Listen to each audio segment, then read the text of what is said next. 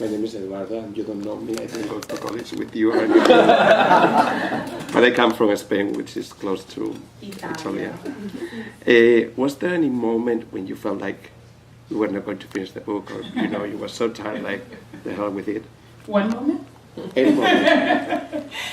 There was indeed a moment, Eduardo, and it lasted for 6 months. For 6 months after I sold this damn book, I was in a panic. Every time I tried to finish it, even though I had the entire outline and I knew exactly what was going to happen, every sentence felt JV. Like I literally felt every time I typed anything and printed it out and read it, I could just hear Anne being like, hey, I'm gonna need that money back. I have to go. And I was just like, oh my God, I don't. And I really lost my nerve. And you know what's funny, Eduardo? I went in that time to go see Professor Toni Morrison, whom I'm sure you guys have read that I met. And this was one of the funniest encounters that I've ever had with her. She said, well, what's going on? And I was like, Professor Morrison. And I always call her that because, I mean, you can't call her Toni. And then I was like, and where we come from, you can't call a grown-up by their first name anyway. And then Mrs. Morrison doesn't really work because that was her ex-husband that really married. And then Auntie Toni sounds weird. So we ended up with Professor Morrison. Anyway, I'm like, Professor Morrison, I'm scared. I'm just really, really scared. And she was like, I understand that. She said, the same thing happened to me one time. I was like, see, we're right there. and I was like, well, what happened? She was like, there was one time that I too was seized by fear and it prevented me from writing. And only one time. She had given me this piece of advice previously that when you're writing, you cannot imagine your reader. That you have to just be with your characters. You cannot be with your reader. So now she was saying, but one time she became very nervous, she became very afraid, and all she could imagine was the readers and what people would say and whether it was good enough. And I was like, yeah, that's what I'm going through. That's where I am. That's exactly where I am. When did that happen? And she was like, that moment of fear. Yes, I had just won the Nobel Prize for literature. Perfectionist alerts, I have to go. So, that made me feel really, really just piss poor about myself. And I went back to Rome and I was like, pull yourself together, young lady. Like, you just have to finish this book. And what brought me back to these characters was Fola, the mother. Her voice begins part 2, and I kept hearing it again and again. I'd be walking around Rome, and I just hear this woman. And I've never had children. And what she was saying was mostly about her fears and her love of her children. I just kept hearing it again and again. And then one day, in exhaustion, I just went to the laptop and I started typing what I heard. And then the rest of it, thank God, came rushing out.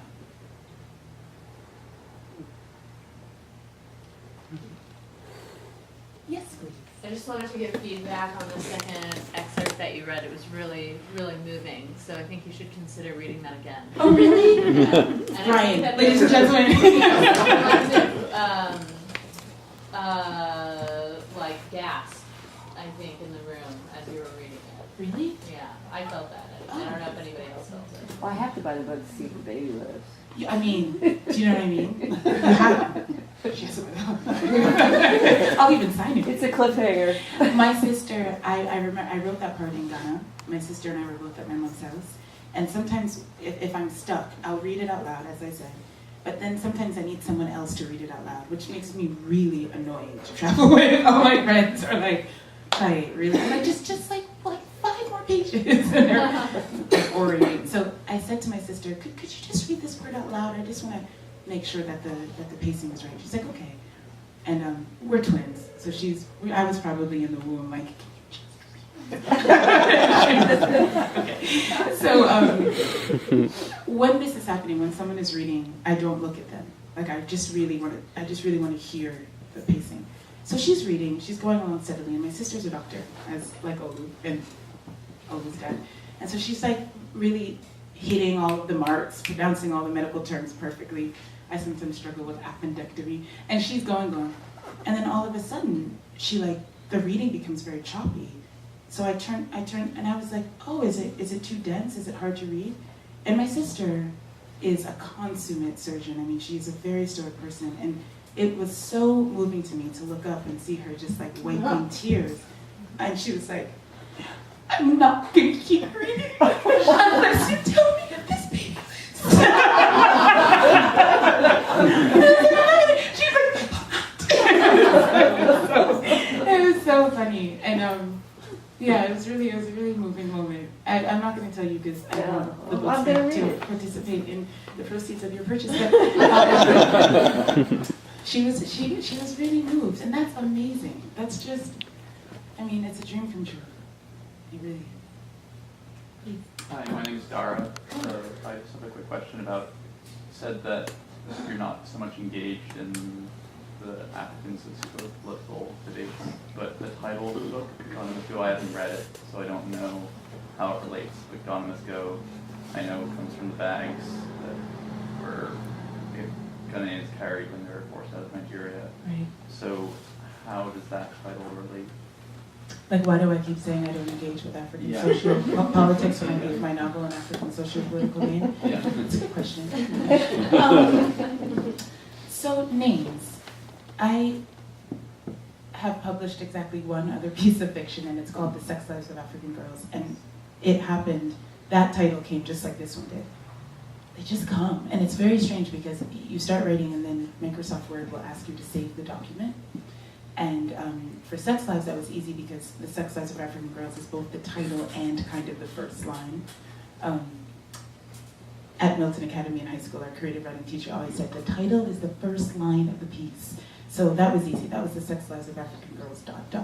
But when I started this in Copenhagen, it was Quick who dies barefoot on a Sunday before sunrise, is sleepless by the doorway to the bedroom like dogs, ... I was like, that's a little long. So I was thinking, okay, well, what am I going to name this new project, this new thing? And I just chose Ghana Must Go. I genuinely don't know why.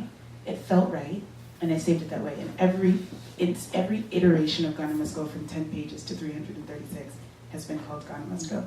Naturally, at the end, I thought to myself, is this the right title for the book? In 1983, the Nigerian government, well known throughout the land for level-headed policymaking, decided to summarily dismiss 2 million Ghanaians, sent them, and gave them 24 hours to leave the country. So with nary any time to pack, they threw all of their belongings into these massive plaid plastic bags shipped to Nigeria from China. You've seen them if you've been to any international airport. Or apparently a Louis Vuitton store. Anyway, those bags are called Ghana Must Go bags because as the Ghanaians were leaving, the Nigerians were saying Ghana must go or Ghana go home.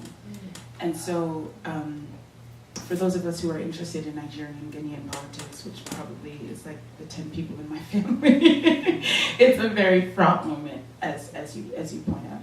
But now in Ghana, we use this phrase, a Ghana must go bag, the way we do a lot of things in Ghana, which is cheerfully.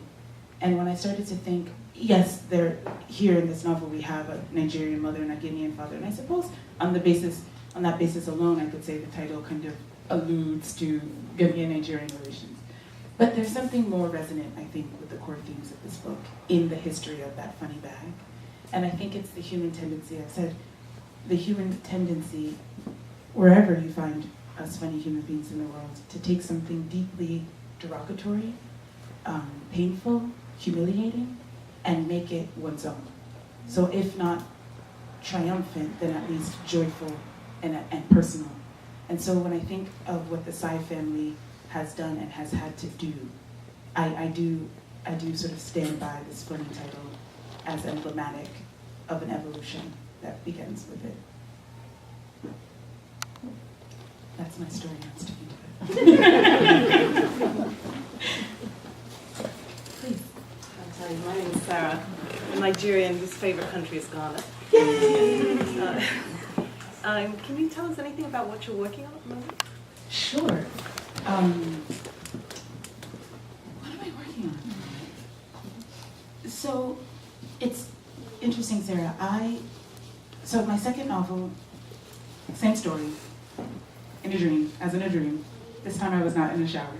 I've known it for a very long time, long from before Ghana Must Go. But I think it was looking for a home. I had never lived in Rome, and the story was originally set in New York and it didn't quite work in New York. I was thrilled, therefore, when one day I was walking down a street in Rome called Via della Scrofa, and I realized, oh, The Brighter Side of Solitude, that's the name of the piece, wants to be set in Rome. And then that just opened everything up. I wrote a 20-page précis on the subject. I sent it to Anne. She said, write it. And I said, okay, but then I went on tour. And it turns out that these are not the ideal conditions for starting a second novel. I need a lot of silence to write, just a lot of silence. I think of it like composing music, which I wish I could do, though, in all honesty, I can't. It just takes a lot of quiet. And even in the snatches of solitude that I have in the hotel and in the airport, there's no quiet. And so I'm waiting to hear the opening. I'm waiting to hear what voice, what music, what meter, what rhythm this story wants to be told with, and I don't think that now's the time. So when I get back to Rome and this is behind me, I'll start writing and I can't wait. But it's sometimes nice to deny myself the pleasure of writing so that it builds up and builds up and builds up, and then I can't take it anymore, and then I write my second novel in a 2-month blaze of glory. We'll see. Vediamo. My name is Ruby. Do you think you've been here long enough when you go back home to find in your next novel something about the United States? Do I think I've been here in the United States long enough, such that when I go home to Rome, That you will be able, when you write your story, that you will be able to put something of the United States in it? oh, there is always something of the United States in what I write, even if what I'm writing is set in West Africa, because I spent my formative years in this country observing it as I think only an insider-outsider can. So I speak, I think, with a passable American accent, but if you met my mom, you would know we would out ourselves as British people. And my entire family is in West Africa. Only my sister is here now finishing her medical training. And so we were here, we were always here in America, but looking at it and trying to understand it, trying to learn it. And I think it's been true throughout history in so many different places that when you are that way inclined, when you are an artist and therefore an observer, but also an outsider, you see a lot and you seek to understand a lot. And all of that in different ways, I think informs what I write, either directly or indirectly. So yes, Ruby, that is a long way of saying, see, I said sometimes I use a lot of words when I do it. The second novel is set in Italy, but the protagonist was born in America. And there is a lot, I think, of America in her, as there is a lot of America in me. Are you videotaping this? Oh, jeez. Looks decent. Any other questions? I wonder, you mentioned an Italian writer. Oh, my name is Ed. Your name is? Ed. Ed. Okay. Yeah. You mentioned an Italian writer that you cared a lot about. Who is that again? His name is Alessandro. Okay, let me not say it with an Italian accent. Baricco. Baricco. And one of my favorite novels is called Ocean Sea. And it's been translated masterfully into English. From Oceano Mare is the title in Italian, but Ocean Sea in English is just as good. It really, really is. And another one of my favorite books that I didn't mention is Eucalyptus by Murray Bale. He's an Australian author. My third novel is, as I told Don, slightly fantastic, and I am a lifelong lover of adult fairy tales. And Eucalyptus and Ocean Sea are two such.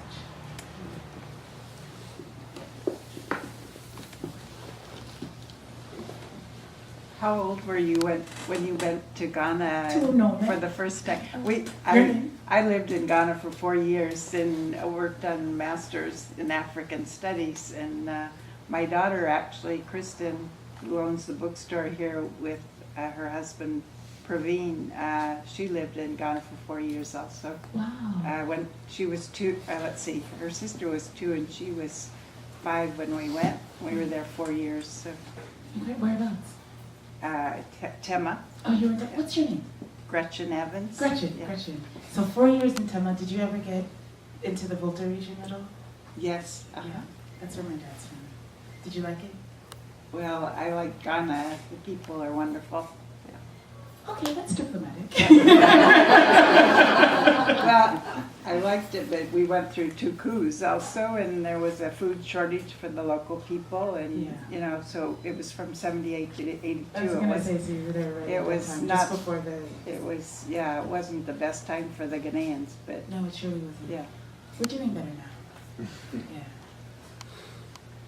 And I met like Lieutenant Rawlings Jerry just Rawlings. just at a conference couple of years ago in Istanbul. He's actually Scottish and Ebe. He's like a mix Yeah. between your parents. It's Yeah. rather strange. Gotta love a dictator.